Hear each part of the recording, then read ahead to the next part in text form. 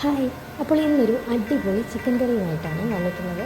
ഒരു special chicken കറി നിങ്ങൾക്കെല്ലാവർക്കും തീർച്ചയായും ഇഷ്ടപ്പെടുക. അപ്പോൾ വീഡിയോ മുഴുവനായിട്ട് കാണാൻ ശ്രമിക്കും. അപ്പോൾ ഈ ടേസ്റ്റി ആയിട്ടുള്ള ചിക്കൻ കറിയിലേക്ക് വേണ്ട സാധനങ്ങൾ: ഒരു 4 പച്ചമുളക്, ഒരു കഷ്ണം ഇഞ്ചി, ഒരു 8 വെളുത്തുള്ളി, 4 ചെറിയ സവാള, കറിവേപ്പില, മല്ലിച്ചപ്പ് എന്നിവയാണ്. ഇഞ്ചി നമ്മൾ എടുത്തതിൽ നിന്നും ഒരു കഷ്ണം മാറ്റി വെച്ചിട്ടുണ്ട്.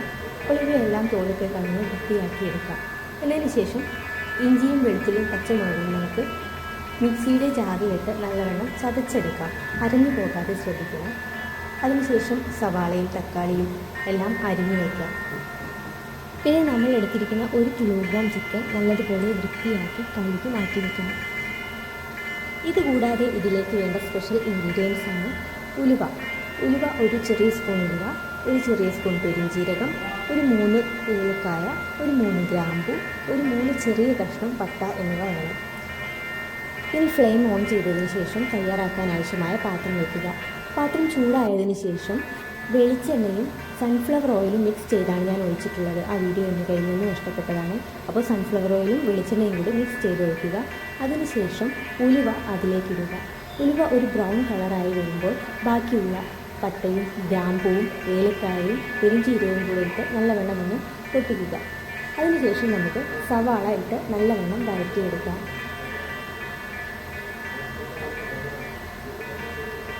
നമ്മൾ വെളിച്ചെണ്ണയിലേക്ക് ആദ്യം തന്നെ ഉലുവ ഇട്ട് പൊട്ടിക്കുന്നത് കൊണ്ട് കറിക്ക് ഒരു നല്ല ഫ്ലേവറായിരിക്കും ഉണ്ടാകുക.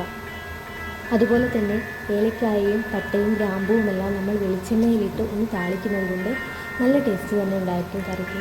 അത് ഡയറക്റ്റ് കറിയിലിടുന്നതിനേക്കാൾ നല്ല ടേസ്റ്റ് ഈ വെളിച്ചെണ്ണയിലേക്ക് ഇടുമ്പോഴാണ് കിട്ടുന്നത്.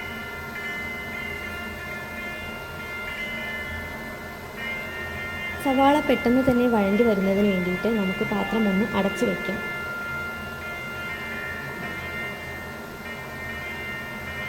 ഗ്യാസ് ഹൈ ഫ്ലെയിമിൽ ഇട്ടിട്ട് ഉള്ളി കരിഞ്ഞു പോകാതിരിക്കാൻ ശ്രദ്ധിക്കണം.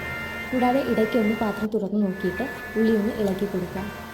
ശേഷം ഉള്ളി നല്ല ഗോൾഡൻ ബ്രൗൺ കളറിലേക്ക് മാറുന്ന സമയത്ത് നേരത്തെ ചതച്ച് വെച്ചിരുന്ന ഇഞ്ചിയും വെളുത്തുള്ളിയും പച്ചമുളകും നമുക്ക് അതിലേക്കിട്ടിട്ട് നല്ലവണ്ണം വഴറ്റി കൊടുക്കാം. അതിൻ്റെ പച്ചമണം മാറുന്നത് വരെ വഴറ്റിക്കൊണ്ടിരിക്കണം. അടിയിൽ പിടിക്കാതെ പ്രത്യേകം ശ്രദ്ധിക്കണം.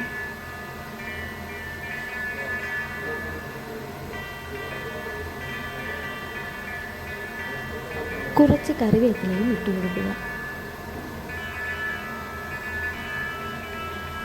ഇഞ്ചിയുടെയും വെളുത്തുള്ളിയുടെയും മറ്റും ആ പച്ചമണം മാറി ഒരു നല്ല സ്മെല്ല് വരുന്ന സമയത്ത് നമുക്ക് 2 സ്പൂൺ മഞ്ഞൾപ്പൊടിയും ഒരു 2.5 സ്പൂൺ മുളക് പൊടിയും കൂടാതെ 2 സ്പൂൺ മല്ലിപ്പൊടിയും ചേർത്ത് നല്ലവണ്ണം ഇളക്കി യോജിപ്പിക്കുക.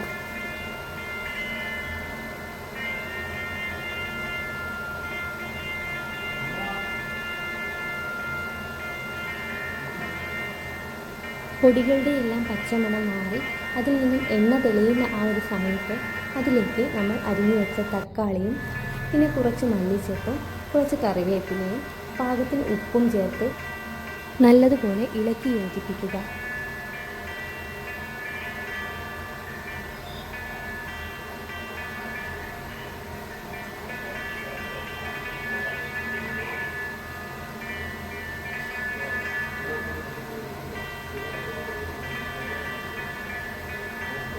തക്കാളിയെല്ലാം നല്ലതുപോലെ ഉടഞ്ഞു കിട്ടണം. അതിനുവേണ്ടി നമുക്കതൊന്ന് അടച്ചു വയ്ക്കാം.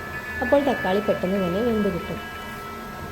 കുറച്ച് കഴിഞ്ഞ് അടപ്പ് തുറന്നതിന് ശേഷം ആ തക്കാളി നല്ലതുപോലെ ഉടച്ച് അതിലേക്ക് യോജിപ്പിച്ച് കൊടുക്കാം.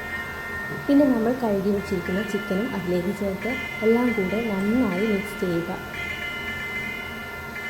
ആ പൊടികളെല്ലാം തന്നെ ചിക്കനിൽ പിടിച്ചതിന് ശേഷം അതിലേക്ക് പിന്നെ നമുക്ക് 1 സ്പൂൺ ചിക്കൻ മസാലയും 1 സ്പൂൺ കുരുമുളക് പൊടിച്ചതും കൂടെ ചേർത്ത് വീണ്ടും നല്ലവണ്ണം യോജിപ്പിച്ച് കൊടുക്കാം. ഒരു മീഡിയം ഫ്ലെയിമിൽ ഇട്ട് വേണം ഇതെല്ലാം ചെയ്യാൻ, അല്ലെങ്കിൽ പെട്ടെന്ന് തന്നെ അടുക്കി പിടിക്കാൻ സാധ്യതയുണ്ട്. ചിക്കനിൽ നിന്നും നേരിയ തോതിൽ വെള്ളം ഇറങ്ങി തുടങ്ങുമ്പോൾ നമുക്കതിലേക്ക് 1/2 കപ്പ് വെള്ളം ചേർക്കാം. എന്നിട്ട് വീണ്ടും നല്ല രീതിയിൽ ഇളക്കി യോജിപ്പിക്കുക. പിന്നെ നമ്മൾ അരിഞ്ഞു വെച്ചിരിക്കുന്ന മല്ലിച്ചപ്പും കുറച്ച് കറിവേപ്പിലയും അതിലേക്ക് ചേർക്കാം. എന്നിട്ട് വീണ്ടും അടച്ചു വയ്ക്കാം. തീ കൂടാതെ ശ്രദ്ധിക്കണം.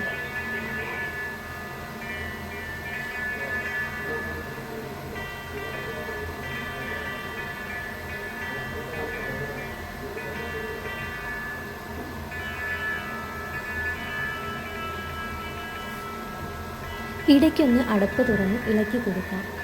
ശേഷം നമുക്ക് ഉപ്പെല്ലാം പാകമാണോ എന്ന് നോക്കാം. ഉപ്പ് വേണമെങ്കിൽ വീണ്ടും ചേർക്കുകയും ചെയ്യാം.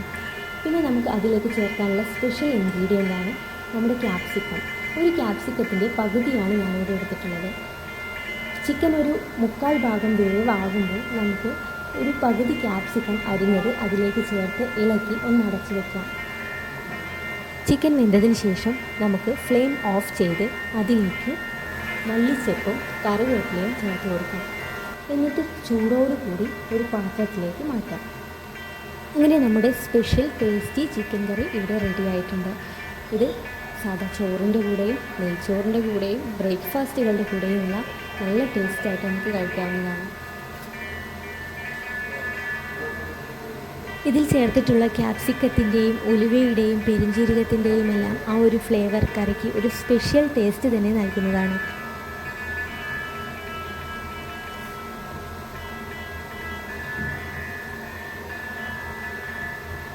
വീഡിയോ നിങ്ങൾക്ക് ഇഷ്ടമായെങ്കിൽ സബ്സ്ക്രൈബ് ചെയ്ത് ലൈക്ക് ചെയ്ത് സപ്പോർട്ട് ചെയ്യാൻ മറക്കരുത്.